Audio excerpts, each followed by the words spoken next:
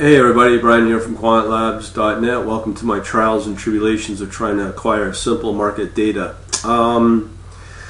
I've gone through various sources, interactive brokers through the demo mode, but I've resorted to another tool that I've always known about.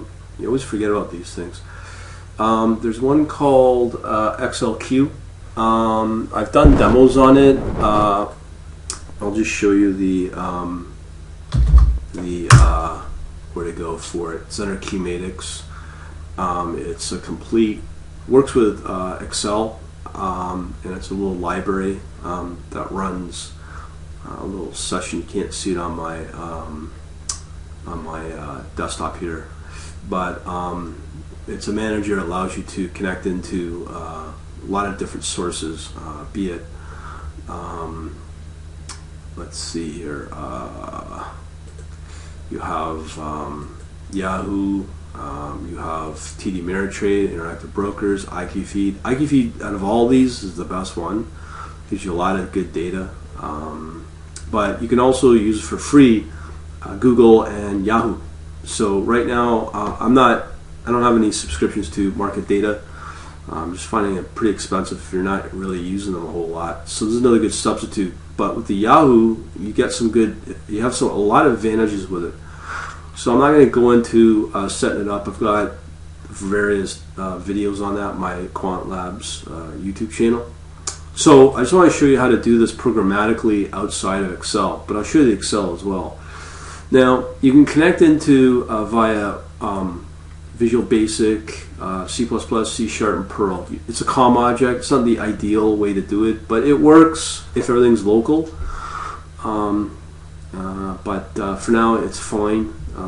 Quick and dirty way of doing it. You know, I think looking at it, there's some advantages with it. So let me show you the spreadsheet here. This is the standard demo spreadsheet. Now, all this time I've been struggling just trying to get simple stuff like bid, the bid and ask. This is all the stuff you can get with all these Excel functions. There's hundreds of them for different types for technical analysis, a lot of cool stuff. But the ones I'm more interested are the bid and the ask. So these are the symbols that you need to send over, and this is from within Excel. You got your symbol and your source, which is obviously I'm going to be using Yahoo. So here's the example. So MSN I think has been totally disabled, so this spreadsheet's kind of out of date, but Yahoo still works. So if I do a force refresh, which basically refreshes everything, the connection, and it downloads all these symbols here for Yahoo, and you get total amount of stuff. It's by sector, intraday, there's even currency, but let's just focus on, as I said, the original aim here is the bid and ask. I could also extract any of these actually that I have access to, and in this demo you'll see that specific subscriptions like the IQFeed will give you access to all this data, plus more. That's why I like it. Interactive brokers, all this, but you know, you can see why using IQFeed has its advantages, because you just get a lot more depth and whatnot, and you can use this spreadsheet with the XLQ once it's running, which makes it a lot easier to deal with instead of the monkey ass way of it working in interactive brokers. It's bizarre. I think they do it on purpose, to be honest, as opposed to just shielding yourself from the complexities by using something like this, which seems to work. It's a lot easier, it's simpler too. Not a lot of people will say, well, COM's not the best way. Well, if you're looking for easy, that's a good route. And here I'm going to show you the code. Okay, so this is a C# code. You can easily get that in the help. As I said, there's connections into VB, C++, and C#. So this is the one I'm going to show you. There's some tricks you need to do to get it working, but I'll put this code in this solution file for my numbers, and this works great. So what I'm going to do, I got a breakpoint right here. So what we're doing is we're just setting up some data for the initial capture on the first, call it snapshot of the following. First, we're going to get our source is going to be Yahoo, I believe. Somewhere in there, that is the source, obviously. Symbol, which is Microsoft. So let's give this a whirl and see what happens. Okay, so let's give it a shot. And yeah, of course, we're getting the name, close, date, MACD. Okay, let's go.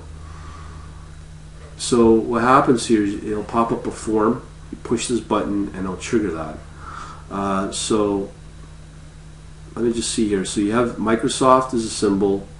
You have the close, which is this one right here, value,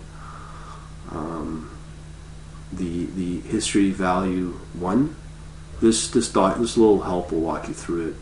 But essence, this is the references. So you got the close, the date, the MACD, and then specifically, as I said, I want to get, now this is how you set it up for ask and the bid. Okay, so let's do that. Okay, so here's the bid, and let's do the ask just for fun. Okay, so there's the 41.98. So if I go to Yahoo,